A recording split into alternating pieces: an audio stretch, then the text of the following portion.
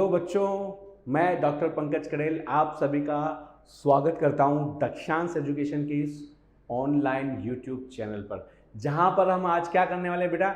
आज हम आपका जो टर्म 1 का जो पेपर होने वाला है उसमें साइंस सब्जेक्ट के बायोलॉजी के मॉडल पेपर को डिस्कस करने वाले हैं और उन क्वेश्चंस को डिस्कस करने वाले हैं जिनकी बहुत ज़्यादा संभावना है कि इस बार आपके एग्जाम में आएंगे। हम कुछ प्रीवियस ईयर के क्वेश्चंस भी इसमें लेके आए हैं जो आए हुए हैं और उनको हम यहाँ इस तरीके से डिस्कस करने वाले हैं कि पूरा जो आपका ये लाइफ प्रोसेसेस वाला जो चैप्टर है अच्छे से क्लियर हो जाए, कोई कमी रह गई हो तो वो भी दूर हो जाए। वन शॉट इसका आप लोगों को मिल ही चुका है और उसके नोट्स भी आपको मिल चुके हैं। होप आप लोगों को पूरा चैप्टर अच्छे से समझ में आया होगा। अब हम इसके क्वेश्चंस देख लेते हैं ताकि एकदम शॉर्ट हमारी तैयारी हो जाए और हम 100% मार्क्स प्राप्त कर सकें। ठीक है, तो चलिए हम स्टार्ट करते हैं हमारा ये model paper. First question is there कि there is no DNA in 2008 में आया हुआ क्वेश्चन है। क्वेश्चन में ये है कि पूछ रहे हैं कि ऐसा कौन सी ऐसी सेल है जिसमें डीएनए नहीं होता। नॉर्मली सब में पाया जाता है। लेट्स सी ऑप्शंस क्या है। A mature ovum, hair root, mature RBC, a mature spermatozoa. तो बेटा डीएनए कहां होता है?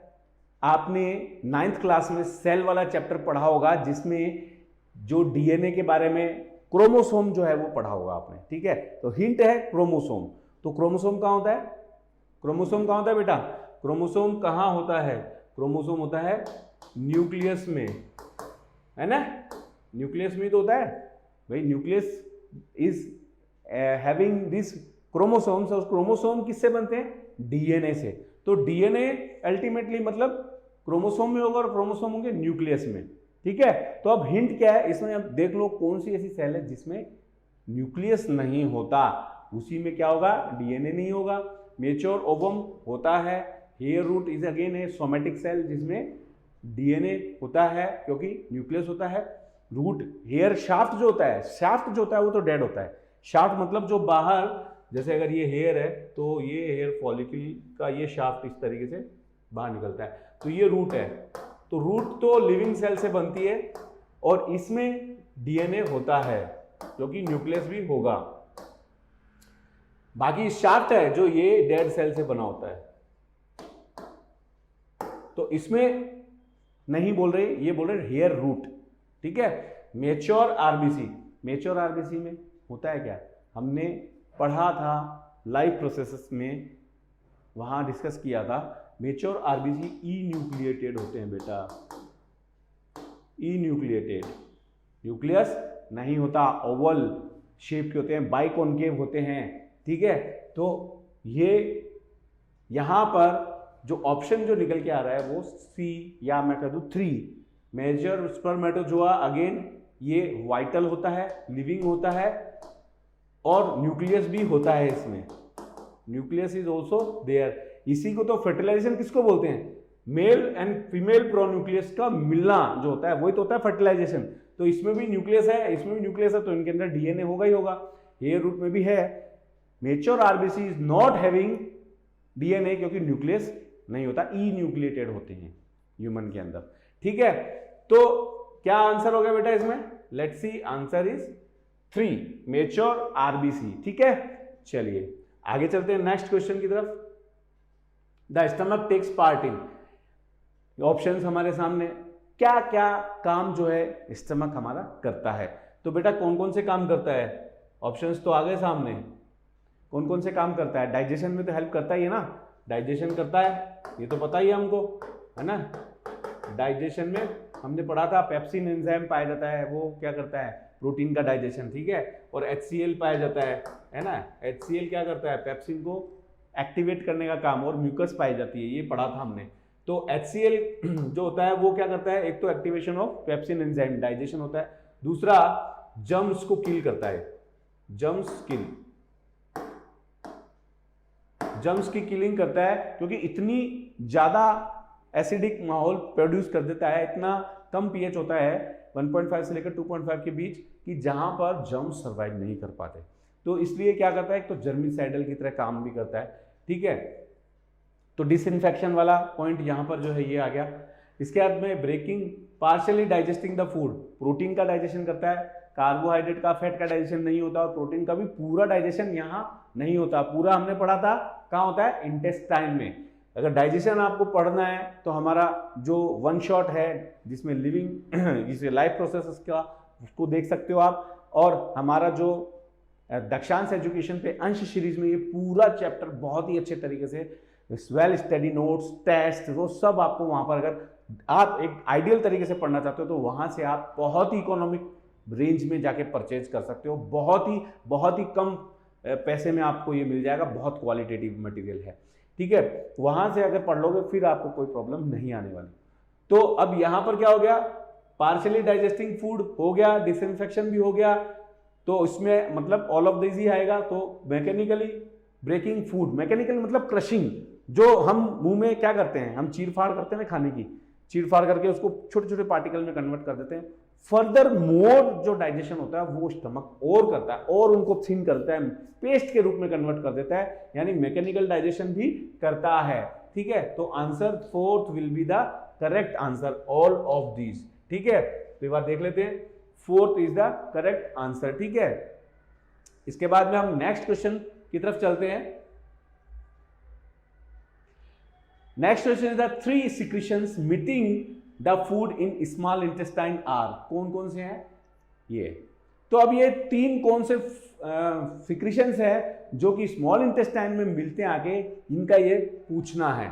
तो बेटा कौन कौन से हमने पढ़ा है, स्मॉल इंटेस्टाइन के अंदर जो डाइजेशन होता है, स्मॉल इंटेस्टाइन में किसका, स्मॉल इंटेस्टाइन में फैट का भी डाइजेशन होता है, स्मॉल इंटेस्टाइन में फैट का भी डाइजेशन होता है, स्मॉल इंटेस्टाइन में प्रोटीन का भी डाइजेशन होता है, और स्मॉल इंटेस्टाइन में कार्बोहाइड्रेट का भी डाइजेशन होता है, सबका डाइजेशन होता है, ठीक है। और फैट के डाइजेशन के लिए हमको क्या चाहिए बेटा, फैट के डाइजेशन के लिए हमको चाहिए बाइल, ठीक है। तो बाइल जब तक नहीं आएगा तब तक फैट का डाइजेशन नहीं होगा, यानी लीवर से जो बाइल बन करके गॉल ब्लैडर में जो स्टोर होता है वहां से ये क्या होगा, इंटेस्टाइन में आएगा, तभी फैट का डाइजेशन हो पाएगा। प्रोटीन का डाइजेशन होने के लिए प्रोटियोलाइटिक एंजाइम्स चाहिए, प्रोटियोलाइटिक एंजाइम्स चाहिए, प्रोटियोलाइटिक एंजाइम्स। तो प्रोटियोलाइटिक एंजाइम्स बेटा यहाँ पर कहाँ से आएंगे, यहाँ पर आएंगे पैनक्रियाटिक जूस से।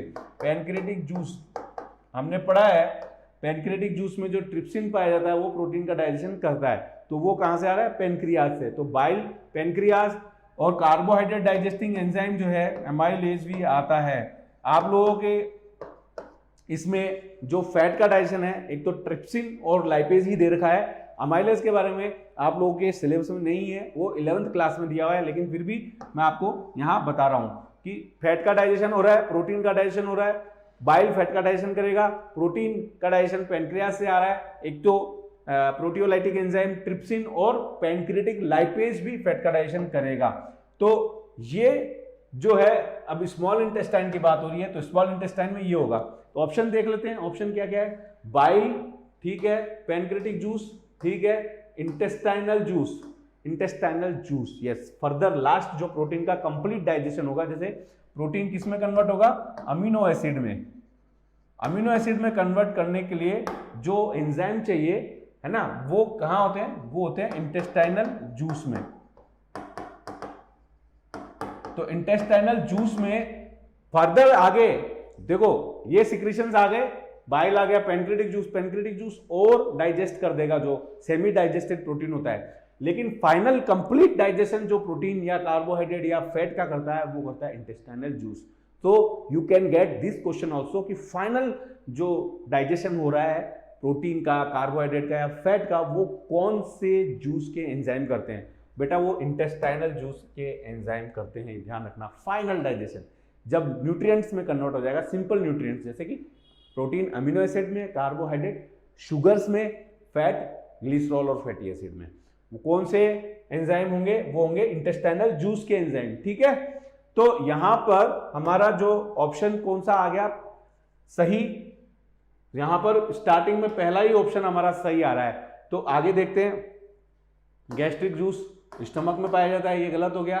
अगेन गैस्ट्रिक जूस नहीं पाया जाएगा, तीनों में गैस्ट्रिक जूस है, सलाइवा भी मुंह में पाया, तो ये तीनों ऑप्शन गलत हो गए। सही ऑप्शन हमारा पहला आ गया, ठीक है। तो first is the correct answer. ठीक है बेटा, चलिए आगे चलते हैं। Next, alimentary canal and digestive glands, याद आ रहा है? वन शॉट में पढ़ा है हमने, वन शॉट में पढ़ा है एलिमेंट्री कैनाल और डाइजेस्टिव ग्लैंड। तो ये बोल रहे हैं कि भाई लार्जेस्ट ग्लैंड इन डाइजेस्टिव ग्लैंड्स में से कौन सी है।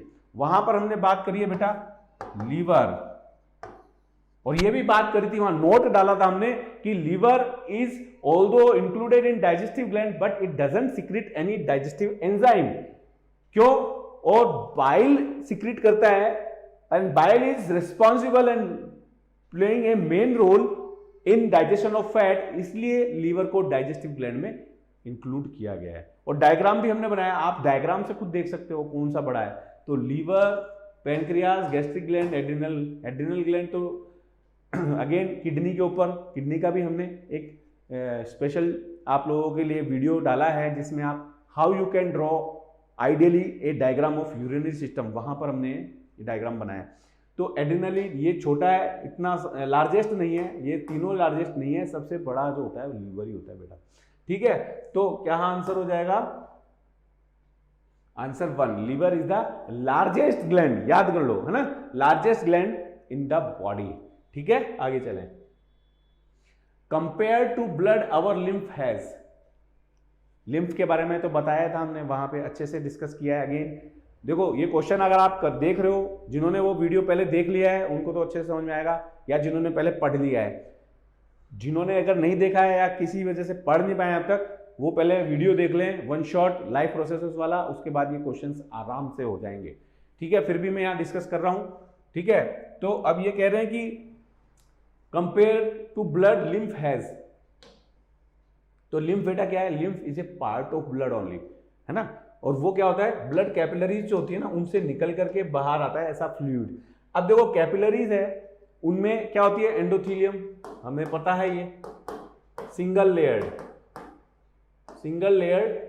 पाई जाती है वॉल के अंदर, और ये बाहर आता है जो फ्लूइड। अब उसमें से बड़ी साइज की जो है ना, अब देखो कोई भी गेट में से अगर कोई सामान कोई भी निकल रहा है तो उससे बड़ी साइज का होगा तो क्या निकल पाएगा? नहीं निकल पाएगा, वहीं रख जाएगा ना। सेम प्रोटीन जो होते हैं and cells like red blood cells, ये या मेजर सेल्स जो होती है ब्लड की, वो इसको नहीं क्रॉस कर पाती, इसलिए कलरलेस फ्लूइड निकलता है बाहर, कलरलेस होता है, और इसको ही बोलते हैं बेटा लिम्फ। इसका क्या काम होता है? बताया था, न्यूट्रिशन को तो देना सेल्स को, और उनसे वेस्ट प्रोडक्ट को लेना, और फिर ये एक दूसरे वेसल्स के थ्रू इनको वापस सर्कुलेशन में डाल दिया जाता है, जिसको बोलते हैं लिम्फ वेसल्स, और ये बनाता है एक लिम्फेटिक सिस्टम अलग से। ठीक है, तो कलरलेस होता है। इनमें क्या होता है बेटा? ये क्या है? प्लाज्मा। ठीक है, प्लाज्मा होता है, और ब्लड में जो होता है ये प्लाज्मा, और इसमें जो है साथ में प्लाज्मा के अलावा इसमें क्या नहीं होते? तो सेल्स नहीं होती, प्रोटीन भी नहीं होता, जितना ब्लड में होता है उतना नहीं होता, बहुत नाम मात्र बोल सकते हैं। तो अब ऑप्शंस देख लेते हैं क्या होगा। Plasma without protein, lymph has plasma without protein. Next देखते हैं, more WBC and no RBC, more RBC and less WBC, no plasma. तो बेटा नो प्लाज्मा ये तो गया। अब प्लाज्मा विदाउट प्रोटीन, ऐसा नहीं है सभी प्रोटीन नहीं होते, कुछ होते हैं, इसलिए विदाउट प्रोटीन वाला नहीं होगा ऑप्शन। मोर आरबीसी, आरबीसी तो होता ही नहीं क्योंकि कलरलेस होता है, तो ये वाला गलत हो गया। Option second will be the correct, more WBC and no RBC. RBC नहीं होती है, डब्ल्यूबीसी पाई जाती है, दैट इज लिम्फोसाइट्स पाई जाती है। ठीक है, तो इसलिए ऑप्शन बी जो होगा that will be the correct option. ठीक है, तो नाउ नेक्स्ट क्वेश्चन इज, हमने पढ़ा था, अगेन आपको बोलूंगा वीडियो देख लीजिएगा। हार्ट का जो left side of the part होता है, left side of the heart, that is having pure blood, और वो ही सिस्टम को ब्लड सप्लाई करता है, जिसमें क्या होता है? लेफ्ट ऑरिकल लेफ्ट वेंट्रिकल, है ना, पल्मोनरी वेन से लेफ्ट ऑरिकल में प्योर ब्लड आता है फ्रॉम लंग्स, और फिर वो लेफ्ट वेंट्रिकल में जाता है। लेफ्ट वेंट्रिकल से क्या होता है, आर्च ऑफ ओर्टा में ब्लड जाता है, ध्यान आ रहा है, और आर्च ऑफ ओर्टा ही पूरे सिस्टम में ब्लड को लेके जाता है। ठीक है, तो अब देख लेते हैं ऑप्शन क्या क्या है। ऑप्शन में हमारे पास, हमारे सामने है heart that contracts under stimulation from nervous system. मतलब ये तो नर्वस हार्ट, या हम उसको बोलेंगे मतलब ये कह रहा है या तो नर्वस हार्ट या मस्कुलर हार्ट, जो हम मायोजेनिक हार्ट बोलते हैं। तो ये तो वो वाली बात हो गई। तो सिस्टमिक हार्ट का मतलब तो ये नहीं होता। ये तो मतलब ये हो गया कि जो हार्ट का जो कॉन्ट्रैक्शन एंड रिलैक्सेशन है, या जो हार्ट जो फंक्शन करता है, वो heart functions are regulated by nervous system, ये होता है। लेकिन कॉन्ट्रैक्शन एंड रिलैक्सेशन जो होता है वो हमारे हार्ट के अंदर नर्व से जनरेट नहीं होता। We have self excitable tissue inside our heart. Pacemaker के बारे में बात करते हैं ना, तो यहाँ पर नर्वस सिस्टम से तो नहीं होता है हमारा, ये वाली बात गलत है। Left auricle and left ventricle in higher vertebrates, ठीक है, left auricle and left ventricle in higher vertebrates, ये वाली बात सही है। Entire heart of lower vertebrates, तो लोअर वर्टिब्रेट्स के अंदर एंटायर हार्ट जो है वो सिस्टमिक हार्ट नहीं, वो वीनस हार्ट बोलते हैं, तो ये वाली बात। The two ventricles together in human, ventricles दोनों मिलकर के नहीं, राइट वेंट्रिकल से लंग्स में जाता है, सिस्टम में नहीं जाता, इसलिए ये वाला ऑप्शन गलत हो गया। तो ऑप्शन कौन सा सही है बेटा, second is the correct option. ठीक है, समझ में आ गया। तो जो कॉकरोच है बेटा, जैसे जो इन्वर्टिब्रेट्स हैं उनमें पाया जाता है नर्वस सिस्टम से कंट्रोल होने वाला हार्ट, ठीक है, जबकि हम लोगों में क्या होता है, नर्वस सिस्टम से हार्ट बीट प्रोड्यूस नहीं होती, that is produce by self excitable tissue known as pacemaker. ठीक है, बाकी फंक्शन जो है हार्ट के वो रेगुलेट होते हैं, ठीक है, नर्वस सिस्टम से, लेकिन हार्ट बीट जनरेट नहीं होती। Next, in human being rib cage and sternum moves upwards and outwards sleep during. मतलब ये बोल रहे हैं कि रिब केज यानी जो हमारा रिब्स है, चेस्ट जो रीजन है उसमें हमारे क्या होते हैं, पसलियां जो होती है उनको बोलते हैं रिब केज। पसलियां मिलके एक केज बनाती है, that is known as rib cage. और स्टर्नम जो हमारे फ्रंट में जो रिब जुड़ती है आकर के, उसको फ्लैट बोन को बोलते हैं sternum. Moves upward and outward, तो कब होता है ये, अभी जैसे आप देखो खुद ही, आप अगर इनहेल करो या एक्सेल करो, तो इनके ऑप्शंस में से इनहेल करो तो ये जो रीजन है चेस्ट अलोंग विद स्टर्नम, क्या हो रहा है, अपवर्ड और फॉरवर्ड आ रहा है कि नहीं आ रहा है ना। एक्सेल करो तो ये डाउनवर्ड एंड बैकवर्ड हो रहा है ना। तो अब ऑप्शन देख लेते हैं एक्सरसाइज। तो एक्सरसाइज में तो बेटा दोनों ही होंगे, सिंगल एक चीज नहीं होगी, क्योंकि एक्सरसाइज करते टाइम ये थोड़ी होता है कि हम खाली इनहेलेशन करते हैं, एक्सेलेशन नहीं करते, तो ये दोनों काम होते हैं। तो हमें ये पूछा है अपवर्ड और आउटवर्ड मूव किस में होता है पर्टिकुलरली, तो हमें वो एक स्पेसिफिक ऑप्शन देखना है जिसमें ये काम होता है। तो एक्सरसाइज में तो दोनों होते हैं। Sudden back injury, again sudden back injury में ऐसा थोड़ी है खाली हम इंस्पायर ही करेंगे या एक्सपायरेशन नहीं करेंगे, तो ये वाला मतलब का नहीं है। एक्सपायरेशन, हाँ, अब इन दोनों में से हमको देखना है। एक्सपायरेशन में भी देखा हमने क्या हो रहा है, जो थोरैक्स है और मैं कहूँ रिब केज एंड स्टर्नम है, वो बल्कि बैकवर्ड और डाउनवर्ड जा रहा है, तो ये वाला गलत है। तो हमारे पास ऑप्शन क्या रहेगा, इंस्पायरेशन। इसमें ही होता है, प्रैक्टिकली करके देख लो ना। तो हमारा रिब केज और स्टर्नम अपवर्ड और आउटवर्ड मूव हो रहा है ना, दैट सिंपल। तो आंसर क्या हो गया, fourth is the correct answer. ठीक है, चलिए आगे चलते हैं। Next, in anaerobic respiration muscles, options क्या है, ठीक है ये आ गया। In aerobic respiration of muscles pyruvic acid is change to, बेटा हमने जब पढ़ा था रेस्पिरेशन इन लाइफ प्रोसेसेस वाले वीडियो में, वन शॉट वाले में, वहाँ डिस्कस किया था, एक ब्यूटीफुल चार्ट बनाया था वहाँ पे, और चार्ट के थ्रू समझा था हमने कि एनारोबिक रेस्पिरेशन से जो पायरुविक एसिड बनेगा, वो पायरुविक एसिड के हमने फेट पढ़े थे, 3 fate. In the presence of oxygen क्या होगा, in the absence of oxygen क्या होगा, और इन मसल्स क्या होगा। तो यहाँ पर ये पूछ रहे हैं मसल्स में, ठीक है, मसल्स में ये पूछ रहे हैं। ये मसल्स में ये बात कर रहे हैं। तो मसल्स के लिए, मसल्स में बेटा हमने बात करी थी, देखो पहले तो ग्लूकोज बनता है, ग्लूकोज ऑक्सीडाइज होता है, एक्चुअली बनता तो कहाँ है, ये डाइजेशन से हमें मिलता है। तो ग्लूकोज मिला सेल्स को और उसके बाद सेल्स ने इनको ऑक्सीडाइज किया। तो पहले तो होता है anaerobic, in the absence of oxygen, तो इनसे बनता है पायरुविक एसिड। ये वाली बात तो ये बोल ही रहे हैं। अब ये पायरुविक एसिड क्या होता है मसल्स के अंदर, ये बोल रहे हैं मसल्स के अंदर किस में कन्वर्ट होता है। तो बेटा वहां पर हमने बात करी थी पायरुविक एसिड बनता है लैक्टिक एसिड के अंदर, क्योंकि बेटा इसमें ऑक्सीजन कार्बन डाइऑक्साइड रिलीज नहीं हो रही है। नॉर्मली रेस्पिरेशन में कार्बन डाइऑक्साइड निकलती है, ऑक्सीजन यूज में आती है एरोबिक रेस्पिरेशन में।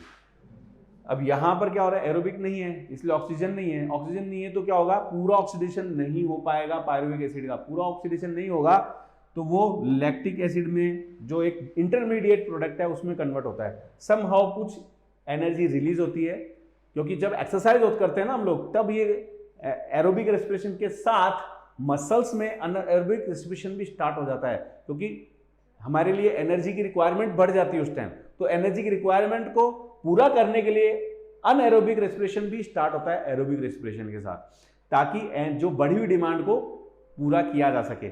इसलिए मसल्स में लैक्टिक एसिड बनता है और एक समय के बाद काफ़ी पेनफुल सिचुएशन हो जाती है, इसके बनने से पेन होने लगता है और हम लोग फिर एक्सरसाइज नहीं कर सकते, दौड़ते दौड़ते थक जाते हैं ना, फिर बोलते हैं यार मेरे से तो नहीं दौड़ा जा रहा। वो सिचुएशन क्या है, जो जितना भी वहाँ पर ग्लाइकोजन था वो ग्लूकोज में टूट के और लैक्टिक एसिड में कन्वर्ट हो गया, और ग्लूकोज नहीं है जो कन्वर्ट हो सके। लैक्टिक एसिड से वहाँ पर फिर क्या होता है, पेन होने लग जाता है और उस कंडीशन में आदमी को रिलैक्स करना ही पड़ता है। तो क्या हुआ, लैक्टिक एसिड का फॉर्मेशन होता है और ऑक्सीजन की प्रेजेंस में क्या होता है, ये कन्वर्ट हो जाता है CO2 और H2 में, कंप्लीट ऑक्सीडेशन होता है, कंप्लीट ऑक्सीजन। ये हो गया एरोबिक रेस्पिरेशन। ये कहाँ होता है, ये होता है माइटोकॉन्ड्रिया में, हमने बात करी थी। और एक होता है जिसमें बनता है अल्कोहल, जिसमें क्या होता है बेटा, CO2 निकलती है इसके अंदर, है ना। ये भी इनकम्प्लीट ऑक्सीडेशन होता है, लेकिन ये यीस्ट में पाया जाता है, यीस्ट के अंदर। ये बात हमने वहां करी थी। तो पायरुविक एसिड से अल्कोहल बन गया, यीस्ट में CO2 निकली, ये स्टेप हो गया। लेकिन मसल्स में पूछ रहे हैं तो मसल्स में लैक्टिक एसिड बनेगा, ठीक है। तो अब ऑप्शन आपके सामने है और आंसर भी हमने देख लिया है, क्या आंसर होगा, answer 4th will be the correct answer, ठीक है। चलिए आगे चलते हैं। नेक्स्ट, लंग्स के बारे में बात कर रहे हैं। ये in lungs air is separated from venous blood, मतलब ये कहां पहुंच चुके हैं, पहले तो क्वेश्चन में जहां बात कर रहे हैं वहां पहुंचो। ये बात कर रहे हैं air is separated from blood. तो बेटा एयर जो है वो ब्लड के कांटेक्ट में आती कहां है, साइट ऑफ गैसियस एक्सचेंज कौन सी बताई थी मैंने, साइट ऑफ गैसियस एक्सचेंज कौन सी बताई थी, एल्वियोलाई, एल्वियोलाई बताई थी, याद आ रहा है। और वहां पर हमने एक डायग्राम भी बनाया था इस तरीके से, है ना। और ये इस तरीके से ब्लड वेसल, और इसमें क्या हो रहा है, इसमें इम्प्योर ब्लड है, इम्प्योर ब्लड आता है। ये RBCs है जिनके अंदर क्या है, ऑक्सीजन जितना होना चाहिए नहीं है, प्लाज्मा में CO2 बढ़ा हुआ है, ये CO2 है, कुछ अमाउंट RBC में भी होता है CO2 का कार्ब अमीनो कंपाउंड के रूप में, वो आप 11th क्लास में आओगे जब वहां पे डिस्कस होगा। तो ये आया। अब ये बेटा ये ब्लड है, ये एल्वियोलाई है। तो एल्वियोलाई हमने पढ़ा है, टिश्यू वाला चैप्टर आपने 9th क्लास में पढ़ा होगा, तो उसमें पढ़ाया गया है, बताया भी है कि एल्वियोलाई के अंदर जो होती है स्क्वैमस एपिथेलियम,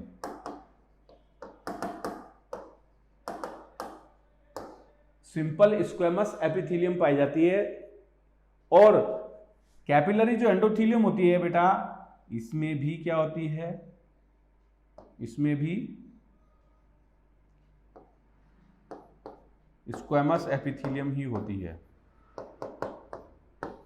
स्क्वेमस, SQ इसको पूरी फुल फॉर्म अगर हम लिखें,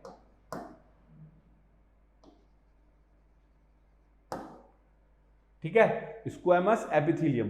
तो ये स्क्वेमस एपिथेलियम है। अब ये बोल रहे हैं एयर, तो एयर कहाँ है? एयर तो यहाँ है एल्वेलाई में, ये एयर है कि नहीं? और वीनस ब्लड ये आ गया। तो अब ये एयर और ये ब्लड किससे किससे सेपरेटेड है? आपके सामने अब ये एयर है और ये ब्लड है, तो इनके बीच में बैरियर क्या है? इनके बीच में बैरियर क्या है? स्क्वेमस एपिथेलियम, स्क्वेमस एपिथेलियम और दूसरी स्क्वेमस एपिथेलियम ऑफ, और इसको बोल सकते हैं हम एंडोथेलियम बन है, वो कैपिलरी की ये है, ठीक है। चलो अब ऑप्शन देख लेते हैं हम, ऑप्शन में क्या क्या दे रखा है। Squamous epithelium plus tunica external of blood vessel. तो बेटा अब यहां पर हमने बात करी थी स्टार्टिंग में, अगेन जब हम लाइफ प्रोसेसेस हमने पढ़ा था कि जो ये कैपिलरीज होती हैं ये सिंगल लेयर्ड होती हैं, सिंगल लेयर पाई जाती है। नॉर्मली वेसल्स में 3 लेयर बताई थी, tunica externa, media and interna. तो यहां पर सिर्फ लास्ट वाली जो होती है ना इंटरना, या जिसको एंडोथेलियम बोलते हैं, वो ही पाई जाती है, एक्सटर्ना और मीडिया नहीं होती, ठीक है। तो यहां पर बोला tunica external of blood vessel, ये नहीं होता, क्योंकि अगर बेटा टूनिका एक्सटर्ना आ गई तो यहां से क्या होता है, यहां से CO2 जाएगी और ऑक्सीजन आएगी, गैस को अंदर आना है, ऑक्सीजन को ब्लड के, और CO2 को बाहर जाना है ब्लड से। तो अगर जितनी मोटी होगी उतना ही तो ज्यादा ऑब्स्ट्रक्शन होगा इनके मूवमेंट में, इसलिए एकदम पतली सिंगल लेयर्ड ही रखी जाती है कैपिलरी वॉल को, ताकि आराम से गैसियस एक्सचेंज हो सके। इसलिए ट्यूनिका एक्सटर्ना यहाँ पर नहीं होगी। आगे चलते हैं, स्क्वेमस एपिथेलियम, ठीक है। एंडोथेलियम ऑफ ब्लड वेसल, ये वाली बात हमने बताया, एंडोथेलियम यानी सिंगल लेयर, तो स्क्वेमस एपिथेलियम तो ये हो गई और एंडोथेलियम ये हो ही गई, मैंने बताया था आपको। तो ये वाला ऑप्शन सही है, ठीक है। ट्रांजिशनल एपिथेलियम यूरिनरी ब्लैडर में पाई जाती है, लचीली होती है। ट्यूनिका मीडिया अगेन नहीं होती। कॉलुमनर एपिथेलियम नहीं है, स्क्वेमस एपिथेलियम है। 3 लेयर्ड वॉल नहीं होती है, आइडियल होती है, यहाँ पर सिंगल लेयर्ड ही होती है, तभी एक्सचेंज हो पाएगा, ठीक है। समझ में आ गया? तो ऑप्शन क्या हुआ? Second is our correct option, ठीक है, ऑप्शन नंबर सेकंड, ठीक है। क्यों है वो हमने बात कर ली, ठीक है। आगे चलते हैं, नेक्स्ट हमारा क्वेश्चन है, ऑप्शंस भी आ गए। Part of human kidney that has projections called calyx is. तो बेटा इसी के लिए एक हमने वीडियो और अपलोड किया है, और कैलिक्स मेडुला का जो पोर्शन है, जैसे पिरामिड या renal column of Bertini of cortex, कहाँ किडनी के अंदर कैसे होते हैं, क्या कैलिसिस होता है, क्या माइनर और क्या मेजर कैलिसिस, क्या पेपिला कहाँ से क्या पैसेज होता है, वो सब हमने अच्छे से डिस्कस किया है, वहां पर आप देख सकते हो। बाकी इस क्वेश्चन के हिसाब से मैं आपको जितना बताना है वो बताऊंगा। तो part of human kidney that has projections called as calyces. Calyces के बारे में आप पता है, आप जानती हैं। मैं एक बार ड्रॉ करता हूं, फिर थोड़ा सा आपको ज़्यादा अगर आइडिया लेना है तो वीडियो भी देख सकते हैं। जो किडनी होती है वो इस तरीके से, ठीक है, बीन शेप, और इसको बोलते हैं अपन बीन शेप या किडनी शेप, इसको इसलिए बोल दिया जाता है। और इसके बाद में इस तरीके से ये मेडुला का पोर्शन बनाया था हमने, पिरामिड शेप, ठीक है। और ये एक अगर मैं यहां और बना देता हूं,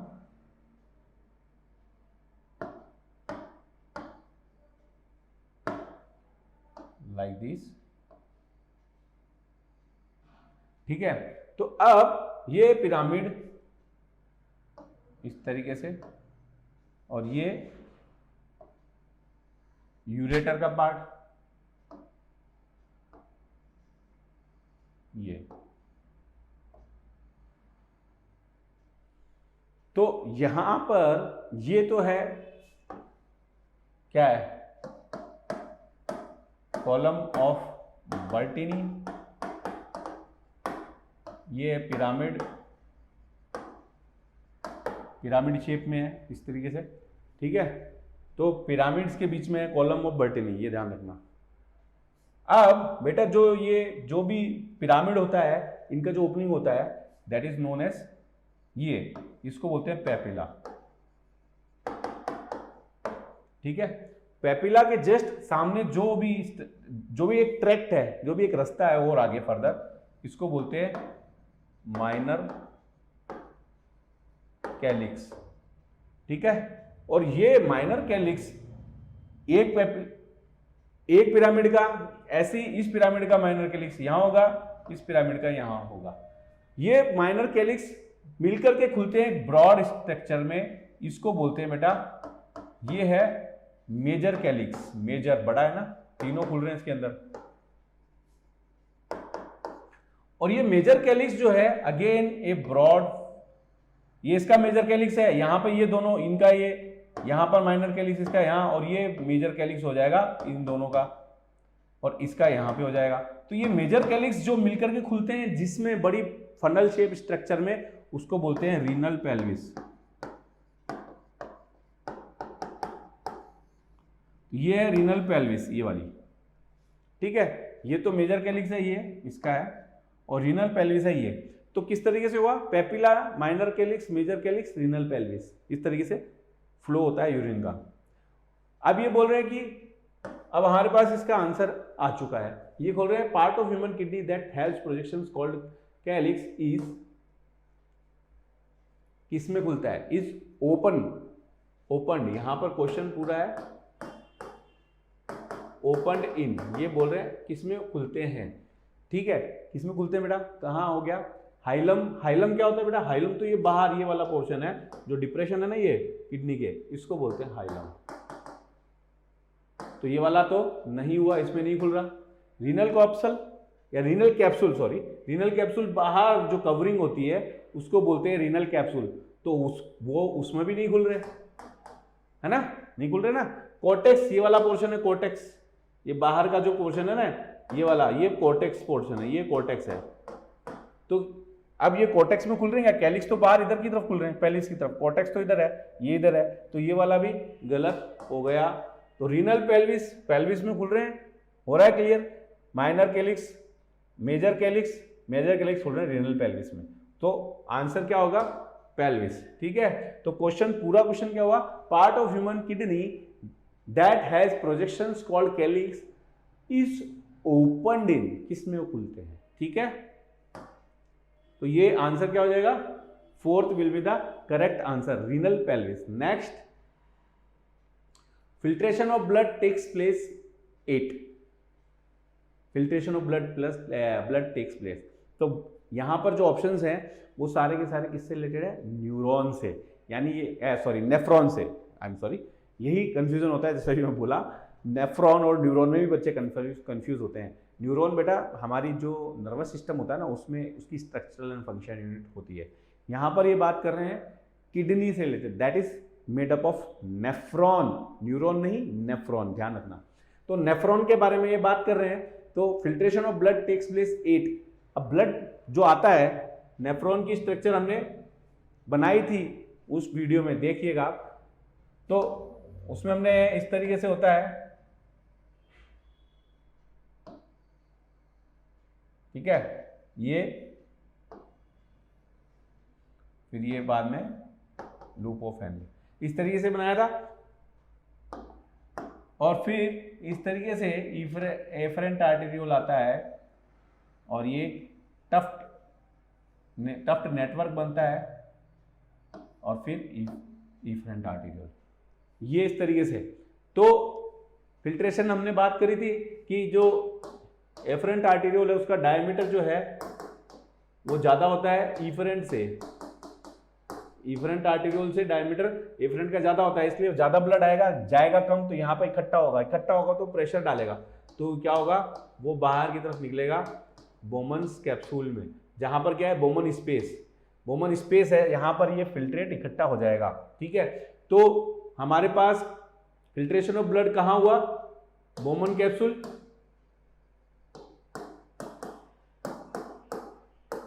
और किससे हो रहा है, ग्लोमेरुलस से हो रहा है, और बोमन्स कैप्सूल में हो रहा है। अब ये कह रहे हैं कि कहां होता है, पीसीटी तो बेटा ये है, तो पीसीटी से पहले ही हो गया, यानी ये वाली बात गलत।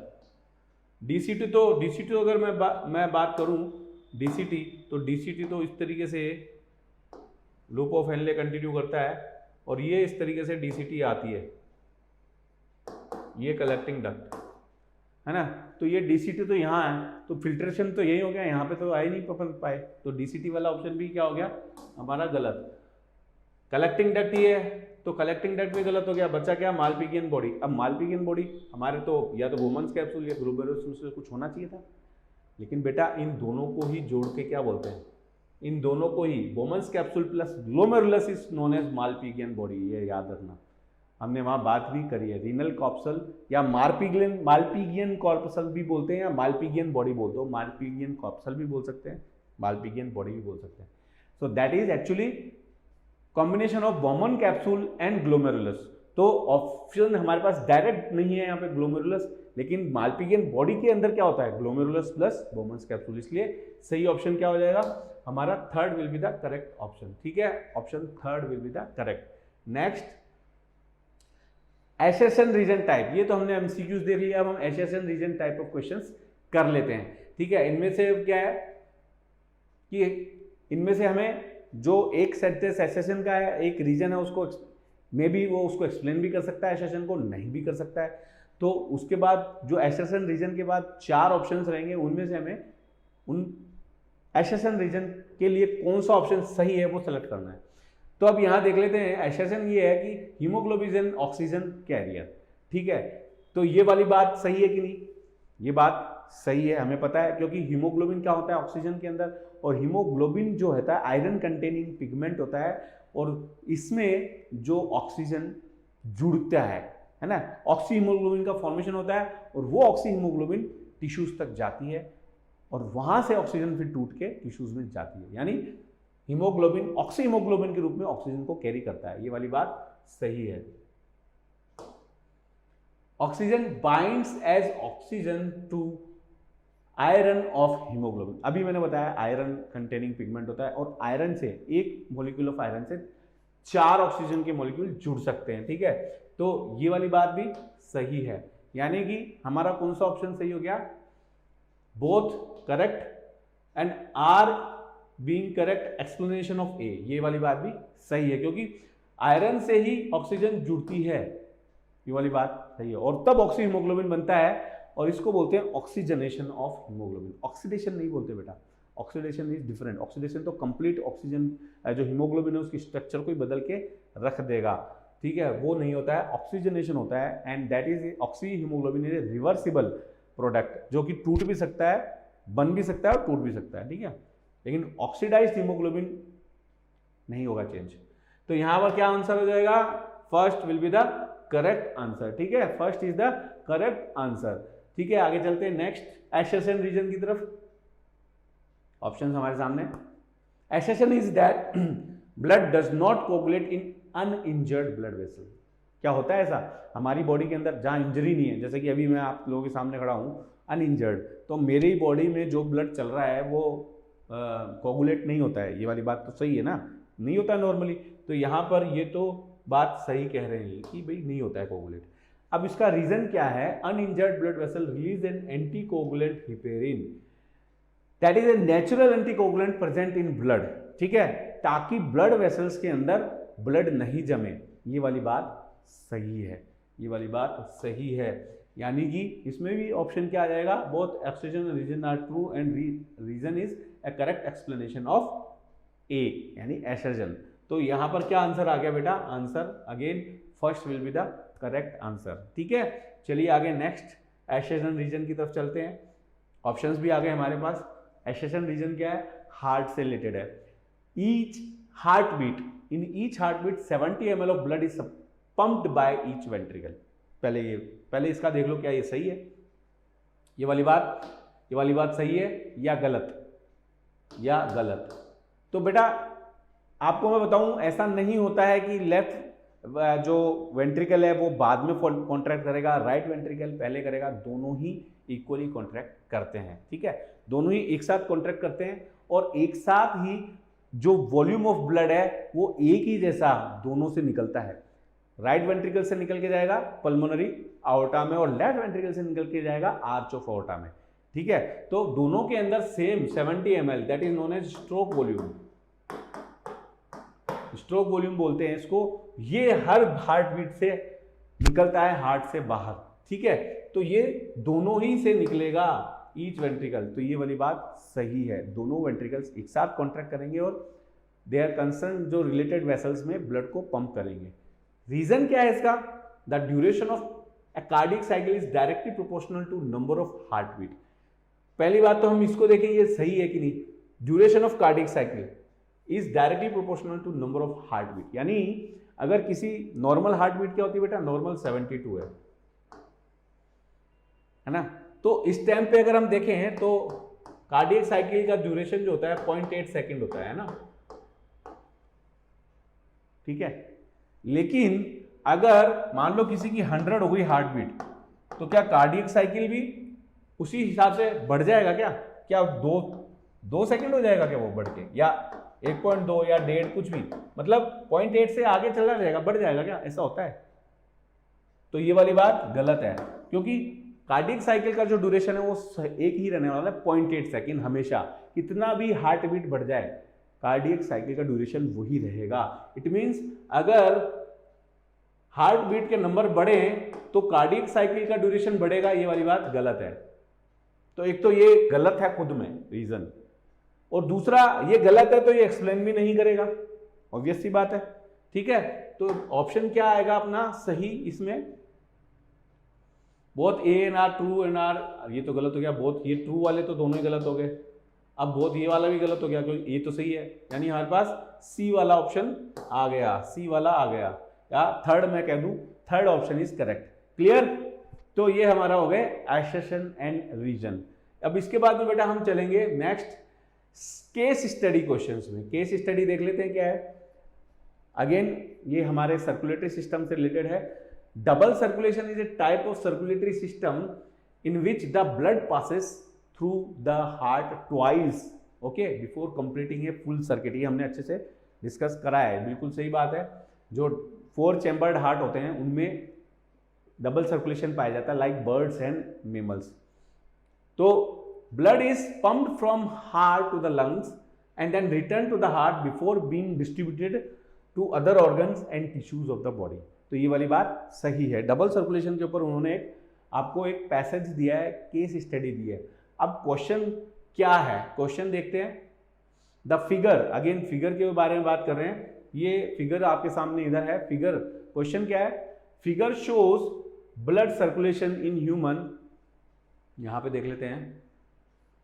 Figure shows blood circulation in humans with label A to D. A to D, ये देखो, ये हो गया A B C and D, okay. तो figure shows blood circulation in human with label A to D. Select the option which gives correct identification to label and function of that part. Clear है? Correct identification of label and function of that part हमें बताना है। ठीक है, चलिए options देख लेते हैं। ऑप्शंस आर, ये हमारे पास ऑप्शंस आ गए। ठीक है, पहला है B, B capillary then without muscle layer and wall 2 layer thick. B क्या है? ये वाला बी, ये वाली बात कर। तो बेटा बी जो है ये कहाँ, जब ब्लड चलता है तो ये क्या है? ये ध्यान है, याद करो, लंग्स से आया और ये प्योर होके लेफ्ट एट्रियम में गया हार्ट के, ये राइट वेंट्रिकल से निकला, ये आर्च ऑफ एओर्टा, और ये क्या आ गया? ये बेटा ये आ गया टिश्यूज हो गए ना, जहाँ पे एक्सचेंज होता है। तो ये कैपिलरी तो नहीं है, क्योंकि ये कैपिलरी ब्लड वेसल, ये तो ये है, ये तो टिश्यू है जहाँ पर क्या होने वाला है, जहाँ पर एक्सचेंज होने वाला है। ये आप देखो इसमें, ये देखो आपको पेरेनकाइमेटस, ये सेल्स दिख रही है, पॉलीगोनल सेल्स। इस तरह की सेल्स ब्लड वेसल में नहीं होती। ब्लड वेसल में स्मूथ मसल्स पाई जाती है ना, फ्यूजिफॉर्म लाइक दिस, ऐसी सेल्स होती हैं, इस तरह की नहीं होंगी। ठीक है, तो ये ब्लड वेसल नहीं हो सकती। और दूसरी बात, ये कैपिलरी नहीं है, मतलब ब्लड वेसल का पार्ट, एक टाइप ऑफ ब्लड वेसल है, स्मॉलेस्ट ब्लड वेसल। थिन तो होती है विदाउट मसल, ठीक है, एंड 2 वॉल्स, 2, तो पहली बात तो वही गलत हो गया। और जो कैपिलरी एक्सचेंज करने जाएगी वहां पर सिंगल होती है, सिंगल वॉल्ड, तो ये ऑप्शन गलत हो गया। सी वाला है ये वेन। तो अब देखो बेटा, ये है दोनों वेसल, यहां से आ रहा है आर्च ऑफ ओर्टा और ये जा रहा है इंफीरियर वेना केवा और सुपीरियर वेना केवा ऊपर से आ रहा है। तो इंफीरियर वेना केवा और सुपीरियर वेना केवा मिलकर के राइट एट्रियम में ब्लड को डाल रहे हैं, इम्प्योर ब्लड को, तो ये क्या है, वेन, ठीक है, सी हो गई वेन, इम्प्योर ब्लड है। दूसरा, अब इसका डायमीटर देखो आप, तो डायमीटर से ही पता लग रहा है कि वेन का डायमीटर ज्यादा होता है आर्टरी के बनिस्पत, ठीक है, क्योंकि आर्टरी की वाल थिक होती है, तो ये वेन हो गई, ये वाला तो ऑप्शन हमारा यहां तक तो ठीक है, सी इज वेन, ये वाली बात ठीक है। अब ये कह रहा है थिक वॉल्ड, थिक वॉल्ड, तो ये क्या सही है, थिक वॉल्ड नहीं होती। आप देखो आर्टरी की वॉल थिक है, आर्टरी की वॉल ज्यादा थिक है वेन की तुलना में, वेन की कम होती है, आर्टरी की ज्यादा होती है, तो ये वाली बात गलत हो गई, आर्टरी की वॉल थिक होती है वेन से। देन डी की देखते हैं, डी ये है, तो डी इज पल्मोनरी वेन, ये वाली बात सही है।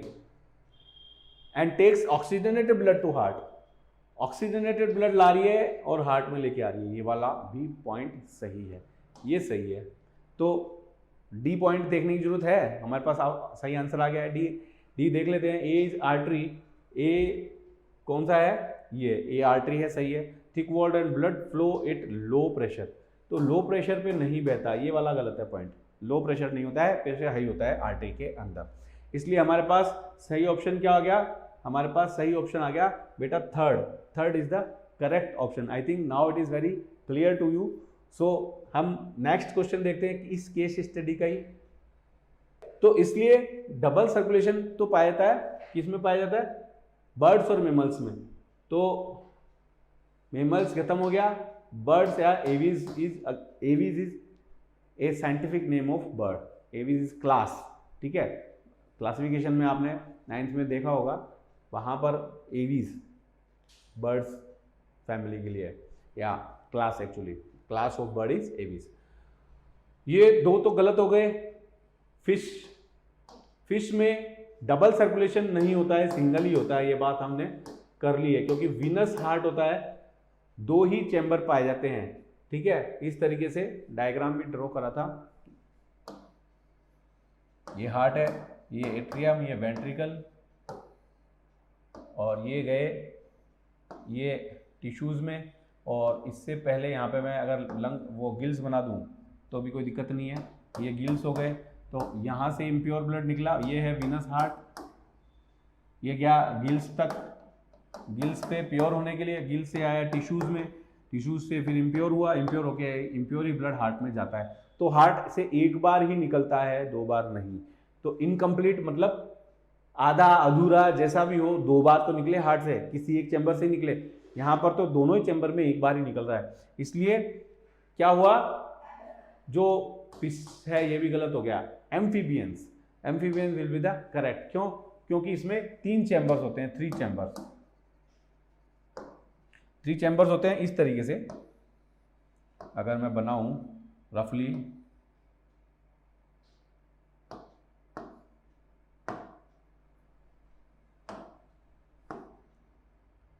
इनकम्प्लीट होता है लाइक दिस, ठीक है। ये राइट एट्रियम, ये लेफ्ट एट्रियम, और ये वेंट्रिकल, ठीक है। तो ब्लड जो है इसमें इम्प्योर होता है, इसमें प्योर होता है, तो ये जब तक तो है अलग अलग, लेकिन उसके बाद ये मिलकर के हो जाते हैं एक, और ये वैसे कहाँ जाता है, सिस्टम में, ठीक है। तो इसलिए इनकम्प्लीट डबल सर्कुलेशन इसको बोला जाता है। तो amphibians have incomplete double circulation along with reptiles, ठीक है। तो ये हो गया, इसमें आंसर क्या आएगा बेटा, डी, या 4th अगर होता है 1 2 3 4 नंबरिंग में क्वेश्चंस किए हमने, तो वो होता है, यहाँ पे डी हो जाएगा। Next, select the option which properly represent pulmonary circulation in human. Pulmonary circulation मतलब जो हार्ट से ब्लड जा रहा है प्योर होने के लिए लंग्स में, और लंग्स से वो वापस जब हार्ट में आ रहा है, वो ये बोल रहे हैं कि वो प्रॉपर पाथवे कौन सा ऑप्शन शो करता है। ठीक है, तो एक बार हमें ये ऑप्शंस पे जाएं, इससे पहले हम देख लेते हैं लंग्स से। अभी डायग्राम जो हमने देखा था इससे पहले, इसमें जो इसी क्वेश्चन के केस स्टडी में जो डायग्राम दिखाया था, वहाँ पर जो लेफ्ट एट्रियम है, लेफ्ट एट्रियम के अंदर तो ब्लड आएगा फ्रॉम लंग्स, लंग्स में आएगा ना pure, via pulmonary vein. Left atrium से कहाँ गया? लेफ्ट वेंट्रिकल में, लेफ्ट वेंट्रिकल से गया सिस्टम में, सिस्टम से ये आया फिर वापस राइट एट्रियम में, राइट एट्रियम से गया राइट वेंट्रिकल में, राइट वेंट्रिकल से गया लंग्स में, वाया पल्मोनरी आर्टरी। अब ये कह रहे हैं पल्मोनरी सर्कुलेशन, तो पल्मोनरी सर्कुलेशन बेटा क्या हुआ? पल्मोनरी सर्कुलेशन हो गया ये इतना, ये है पल्मोनरी। यहां से अगर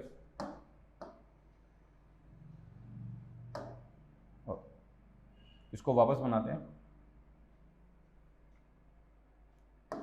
पल्मोनरी सर्कुलेशन वही मैं सीधा बना देता हूं, लेफ्ट एट्रियम में आया लंग्स से, है ना, और लंग्स में आया किससे आया?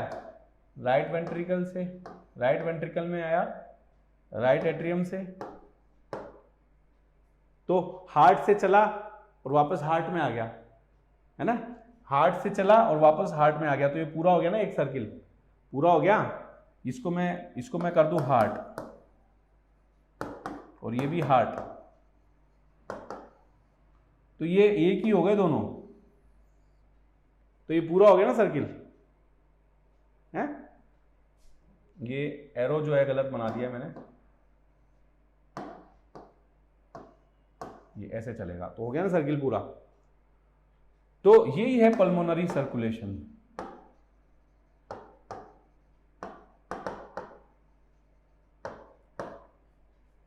राइट एट्रियम से राइट वेंट्रिकल से लंग्स, लंग्स से लेफ्ट एट्रियम, और फिर यहाँ पर जो है ये फिर सिस्टमिक सर्कुलेशन चलेगा, लेफ्ट वेंट्रिकल फिर सिस्टम, सिस्टम से फिर राइट एट्रियम, इस तरीके से, तो ये हो जाएगा systemic circulation.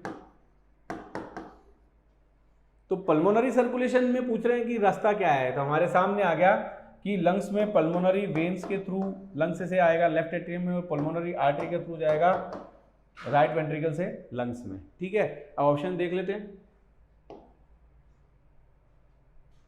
Left auricle deoxygenated blood, lungs oxygenated blood, right ventricle. तो लेफ्ट ऑरिकल डीऑक्सीजनेटेड ब्लड ये गलत हो गया, left auricle oxygenated blood, left auricle oxygenated blood, lungs deoxygenated blood, right.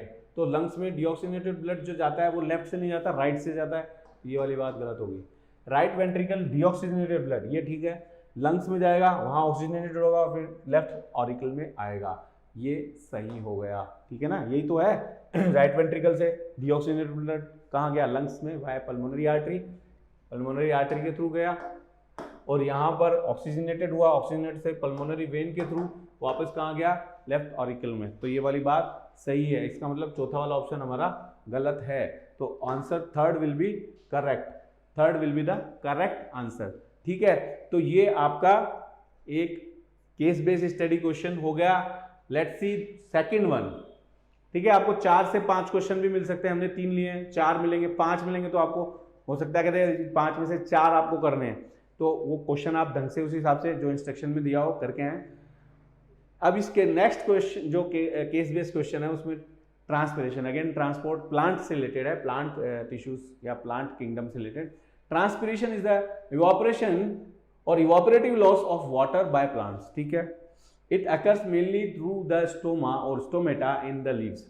ठीक है, beside the loss of water vapours in transpiration, exchange of oxygen and carbon dioxide in the leaf also occurs through pores called stomata. Okay, normally stomata remain open in the daytime and close during the night. Clear है? चलिए अब ये question क्या कह रहे हैं, ये कह रहे हैं which of the following will not directly affect transpiration. Transpiration को डायरेक्टली कौन सा इफेक्ट नहीं करेगा? ऑप्शंस देख लेते हैं। Temperature, light, wind speed, chlorophyll content of the leaf. तो बेटा ट्रांसपिरेशन क्या है? Loss of water in form of vapours. तो वो क्यों होता है? हमने वहां डिस्कस किया था वो क्यों होता है। क्योंकि बेटा कंटिन्यूअस जब टेम्परेचर राइज होता है due to presence of sunlight, इस टेम्परेचर को कंट्रोल करना है, टेम्परेचर को कंट्रोल करना है, तो जो पानी है वो भाप बन के होता है प्लांट की बॉडी से, ताकि वो कूल रह सके, अपना मेंटेन रख सके टेम्परेचर। तो जब टेम्परेचर अगर ज्यादा होगा तो भाप भी ज्यादा बनेगी कि नहीं बनेगी? ट्रांसपिरेशन यानी क्या होगा? बढ़ जाएगा, क्योंकि टेम्परेचर ज्यादा है तो ज्यादा पानी इवोपरेट होगा और that is known as transpiration. तो ट्रांसपिरेशन की रेट क्या होगी? बढ़ जाएगी। ये वाली बात सही है ना? तो ये बोल रहे हैं नॉट डायरेक्टली, तो ये तो इफेक्ट कर रहा है, ये तो इफेक्ट कर रहा है। दूसरा है लाइट।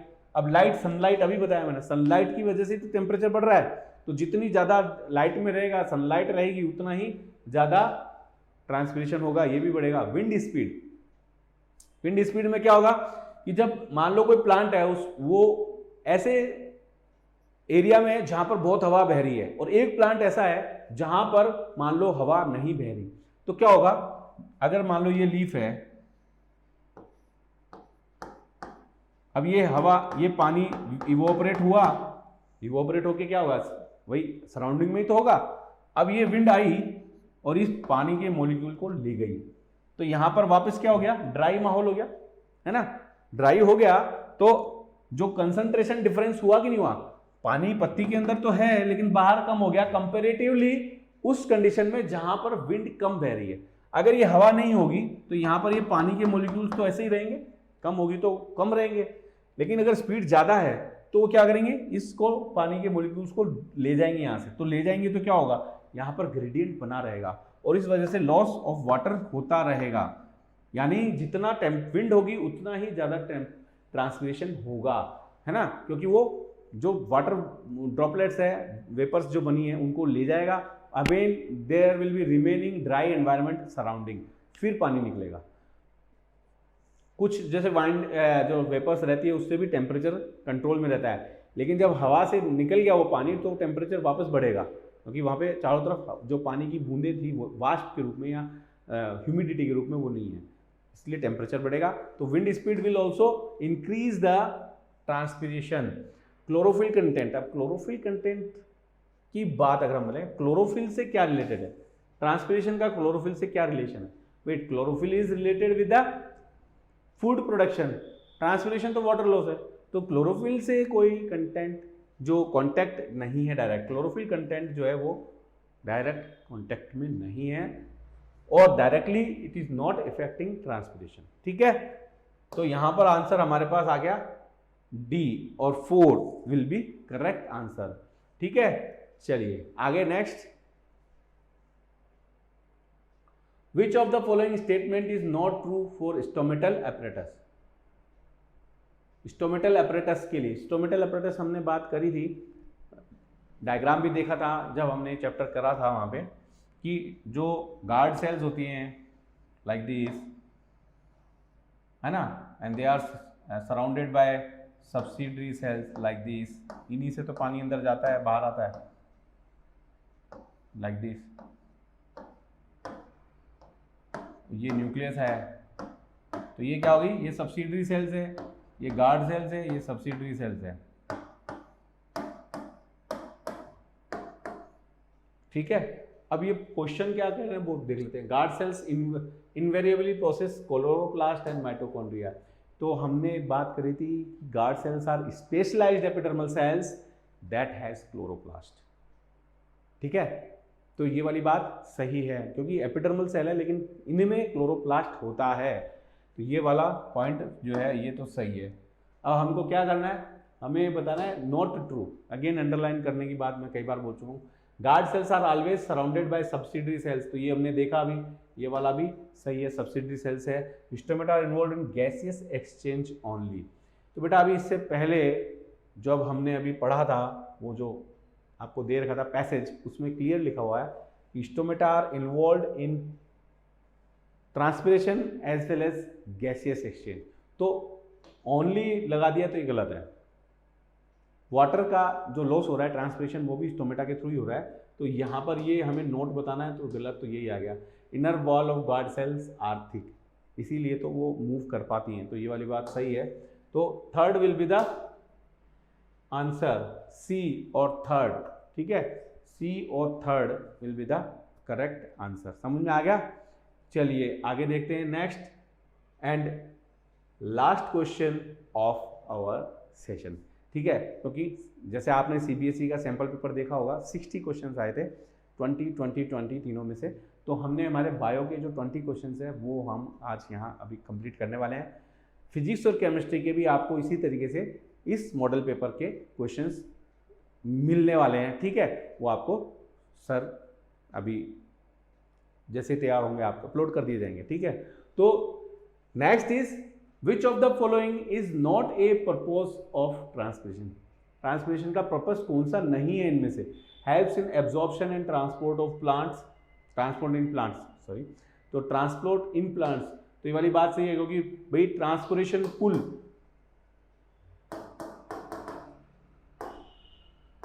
ये हमने डिस्कस किया था अच्छे से वहां पे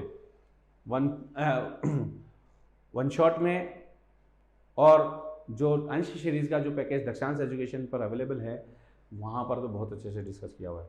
सो ट्रांसपिरेशन पूल क्या होता है कि जो ट्रांसपायरेशन की वजह से जो वाटर लॉस हो रहा है लीफ पर, इस तरीके से ये स्टेम मान लो और ये रूट है, तो यहाँ पर जो वाटर लॉस हो रहा है उस लॉस की वजह से ये बीच में जो वेस्कुलर बंडल जिससे पानी आ रहा है, तो ये लॉस पानी इससे यहाँ पर आएगा, तो यहाँ पर पानी कमी हो जाएगी, तो ये पानी कमी आगे से आगे ट्रांसफर होती हुई रूट तक पहुँचेगी, तो रूट से एब्जॉर्ब होगा। यानी transpiration is ultimately producing a force for absorption of water.